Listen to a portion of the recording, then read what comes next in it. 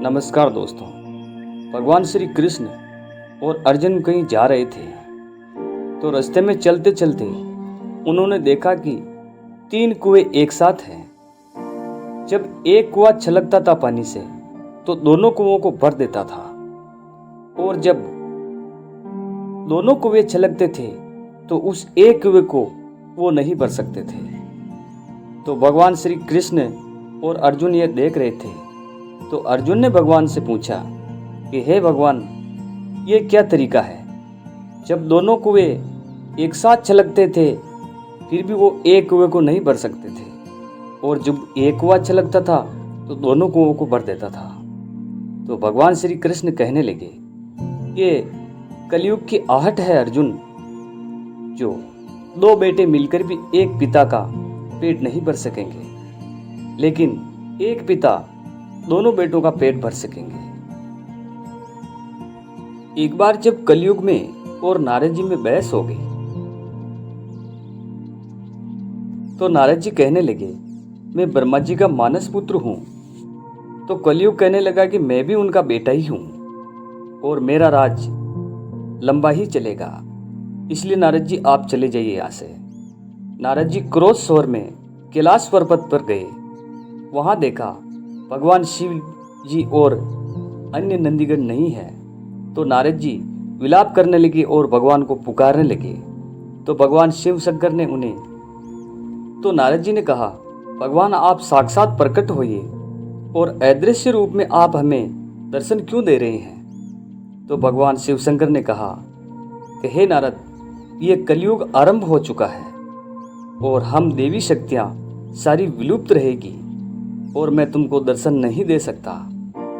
तो नारद जी ने ब्रह्मलोक की ओर प्रस्थान किया।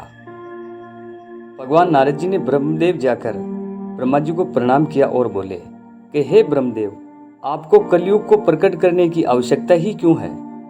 क्या ऐसा युग ही आएगा अब? तो भगवान ब्रह्मदेव कहने लगे कि सतयुग, त्रेता युग, द्वापर और कलयुग ये सब तो निश्चित है, लेकिन तुम चिंतित क्यों हो रहे हो? फिर नारद जी बोले कि आप मुझे विस्तार से कलयुग के बारे में बताइए। तो ब्रह्मा जी बोलने लगे कि मनुष्य छोटी बातों को लेकर ही क्रोध के मारे आग बुबला हो जाएंगे। वे लूट खसोट अपनी प्रजा का खून चूसेंगे। जब ऐसा शासन होगा तो देश की प्रजा में भी वैसा ही स्वभाव व आचरण और भाषण की बुद्धि हो जाएगी। राजा लोग तो उनका शोषण करेंगे ही, आपस में वे भी एक दूसरे को उत्पीड़न करेंगे। अंततः सबके सब नष्ट हो जाएंगे। भविष्योत्तर पुराण अनुसार ब्रह्मा जी ने कहा है कि हे नारद, भयंकर कलयुग के आने पर मनुष्य का आचरण दुष्ट हो जाएगा और योगी भी दुष्ट हो जाएंगे।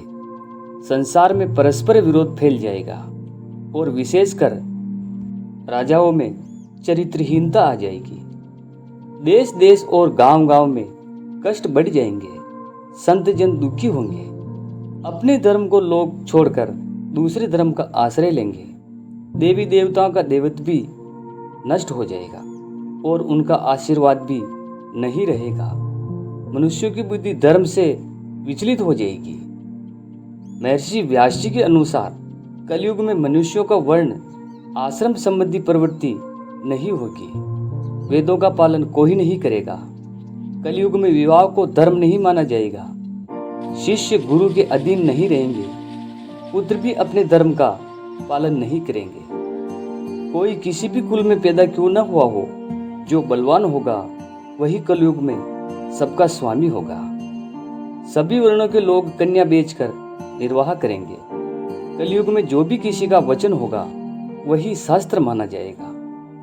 कलयुग में थोड़े से धन से मनुष्य में बड़ा ही घमंड होगा और स्त्रियां को अपने केशों पर ही रूपवती होने का घमंड होगा। कलयुग में औरतें धनहीन पति को त्याग देंगी। उस समय धनवान पुरुष ही स्त्रियों का स्वामी होगा। जो अधिक देगा उसे मनुष्य अपना स्वामी मानेंगे। उस समय लोग प्रभुता के कारण ही संबंध रखेंगे। द्रव्य राशि पर बनाने में ही समाप्त हो जाएगी। इससे दान पुण्य के काम नहीं होंगे और बुद्धि धन के संग्रह में ही लगी रहेगी। सारा धन उपभोग में ही समाप्त हो जाएगा। कलयुग की औरतें अपनी इच्छा के अनुसार आचरण करेंगी। हाव भाव विलास में ही उनका मन सदा लगा रहेगा। अन्याय से धन पैदा करने वाले पुरुषों में उनकी आसक्ति होगी। कलयुग में सब लोग सदा सबके लिए समानता का दावा करेंगे। कलयुग की प्रजा बाढ़ और सूखे के भय से व्याकुल रहेगी। सबकी आंखें आकाश की ओर लगी रहेंगी। वर्षा न होने से मनुष्य तपस्वी लोगों की तरह फल फूल पत्ते खाकर कितने ही आत्मघात कर लेंगे। कलयुग में सदा अकाल ही पड़ता रहेगा। सब लोग हमेशा किसी न किसी क्लेशों से घिरे रहेंगे। किसी को तो थोड़ा सुख भी मिल जाएगा। सब लोग बिना स्नान करे ही भोजन करेंगे। देव पूजा, अतिथि सत्कार, श्राद्ध और तर्पण की क्रिया कोई भी नहीं करेगा। कलयुग की औरतें छोटी, नाटी, अधिक खाने वाली और मंद भाग्य वाली होगी। गुरुजनों और पति की आज्ञा का पालन तो वो बिल्कुल ही नहीं करेगी तथा पर्दे के भीतर ही रहेगी। अपना ही पेट पालेगी, क्रोध से भरी रहेंगी, देह शुद्धि और ध्यान नहीं देंगी तथा असत्य और कटु वचन बोलती रहेंगी। इतना ही नहीं, वह दुराचारी पुरुषों से मिलने की अभिलाषा करेंगी। कलयुग में आने पर राजा की प्रजा रक्षा न करके बल्कि कर के बहाने प्रजा के ही धन का अपहरण करेंगे। अधर्म मनुष्य संस्कारहीन होते हुए भी पाखंड का सहारा लेंगे और लोगों का ठगने का काम करेंगे। उस समय पाखंड की अधिकता और अधर्म की वृद्धि होने से लोगों की आयु कम होती चली जाएगी। उस समय 5, 6 अथवा 7 वर्ष की स्त्री और 8 या 9 या 10 वर्ष से पुरुषों को ही संतान होने लगेगी। घोर कलयुग आने पर मनुष्य 20 वर्ष तक ही जीवित रहेंगे। घोर कलयुग आने पर मनुष्य 20 वर्ष तक ही जीवित रहेगा। उस समय लोग मंद बुद्धि, व्यर्थ के चिन्ह धारण करने वाले और बुरी सोच वाले रहेंगे। लोग ऋण चुकाए बिना ही हड़प लेंगे और उसका शास्त्र में कहीं जहाँ विधान भी नहीं है। और ऐसे यज्ञों को अनुष्ठान होगा। मनुष्य अपने को ही पंडित समझेंगे और बिना प्रमाण के ही सब कार्य करेंगे। तारों की ज्योति फीकी पड़ जाएगी। दसों दिशाएं विपरीत होगी। पुत्र पिता को वह बहुएं सास को काम करने भेजेंगे। कलयुग के समय साथ साथ मनुष्य वर्तमान पर विश्वास करने वाले, शास्त्र ज्ञान से रहित, दंभी और अज्ञानी होंगे। जब जगत के लोह सर्वभक्षी हो जाएं, स्वयं ही आत्मरक्षा के लिए विवश हो तथा राजा उनकी रक्षा करने में असमर्थ हो जाएंगे, तब मनुष्य में क्रोध, लोभ की अधिकता हो जाएगी। श्रीमद् भागवत के 12 स्कंद में कलयुग के धर्म के अंतर्गत श्री सुखदेव जी परीक्षित से कहते हैं कि जो जो घोर कलयुग आता जाएगा, त्यों त्यों उत्तरोत्तर धर्म, सत्य, पवित्रता, क्षमा, दया, आयु बल और समरण शक्ति का लोप हो जाएगा। कलयुग के अंत समय में बड़े बड़े भयंकर युद्ध होंगे और भारी वर्षा होगी।